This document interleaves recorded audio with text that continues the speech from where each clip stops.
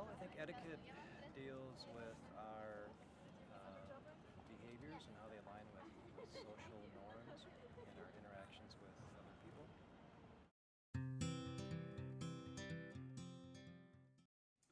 Good etiquette?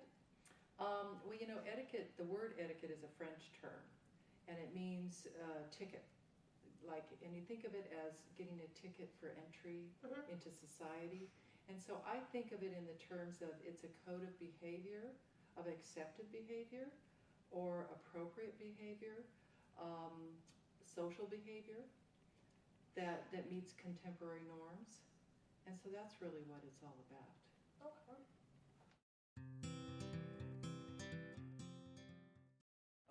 I would say bad etiquette. I'll give an example of bad etiquette. I went to a pretty nice restaurant, like nice four-star sit-down restaurant, and there's this family that obviously didn't have any proper etiquette. Like the kids were throwing food, the kids had like headphones in, like iPads on, and they were just creating like a ruckus, and there wasn't like any I don't know, like the usual four-star or upscale dining etiquette that you'd think of having, like napkins on lap, using the proper utensils for like salad, soup, bread knife, butter knife, everything like that.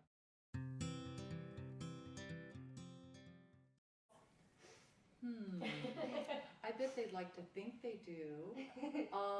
If you look at the typical college-age student, though, I think that and this is generalizing, I think a lot of college-age students are still very self-involved because you're in the middle of trying to get through this academic program for your career, and there's a lot of issues, hitting you all at once, and so I think sometimes good etiquette goes to the wayside, or they may not know what good etiquette is for certain situations. We're all lacking courtesy on the road.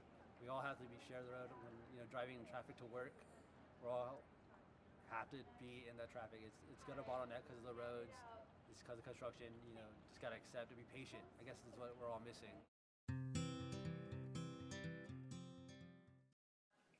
I think now that we're in a global society, truly, and we weren't before. I think we were all very isolated in our own countries, in our own homes, in our own neighborhoods, whatever. I think you see there's so much more pressure. Time is the most important issue now.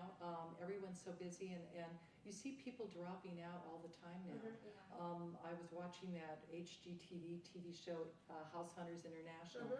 Big thing now is people are just saying, I'm done with it all, I'm walking away from this, I'm going to the Caribbean where I can wake up at 10 instead of at 5, and that kind of thing. And so I think everything's so busy. I think our population is growing, if you ask me, too much, too fast. I think we need to put a slowdown on that somehow. But I think that as we get more crowded societies, as people get into the cities more, as we have these global salad bowls of people from every kind of walk of life, every culture, every religion, every background, that it's even more important that there are accepted social behaviors that as a group everyone can accept. We all need rules, we all need laws in society. Any successful society has shown that. So if you're really looking for a career position, it's all about preparation. And that's where the etiquette comes in. And I think the Career Guide, advertisement here,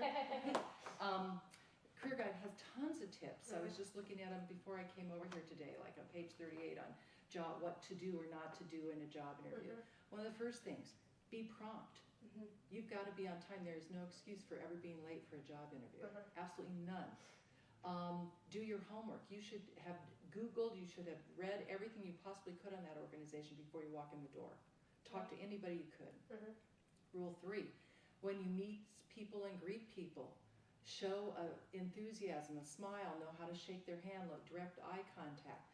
Be prepared for the types of questions they're going to ask you, because they're going to be very different from what you got in those hourly wage jobs. Okay, and a lot of organizations today are really looking at the EQ of their interviewees.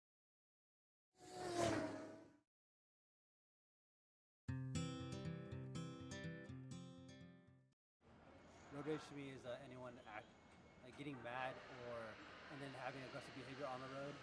So it can simply be cutting someone off because you felt like they cut you off. Swearing at them, honking, giving the middle finger. When someone gets upset while driving, lashes out. Oh my god! Oh Jesus! Amateur footage captures a particularly savage case of road rage, with two men wrestling at traffic lights on Australia's Gold Coast. Call the police! Well, okay, we'll have to call the police, hang on. I'm not gonna get out of the car. Call the police, dude. I'm calling the police. Jesus. I think we...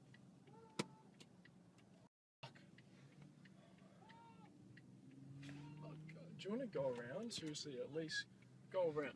Eyewitnesses said the pair had first clashed a few hundred meters. One time I accidentally cut someone off, and he was in a van, and he swung around, and I thought he was going to yell at me, so I put my window up. And then I drove off the freeway, and I looked to my right, and thank God I put my window up because he spit a huge loogie on my window. And so I had to go to the gas station, call my mom crying, and squeegee it off. I don't know. I kind of think of San Diego as it's its own thing. We're a very laid-back community. San Diego, great weather, nice beaches. We procrastinate because we enjoy the small things. So we're always running late, and running late. We're trying to get there in a hurry, but then we hit traffic, so it makes us angry because we're not getting where we want to be.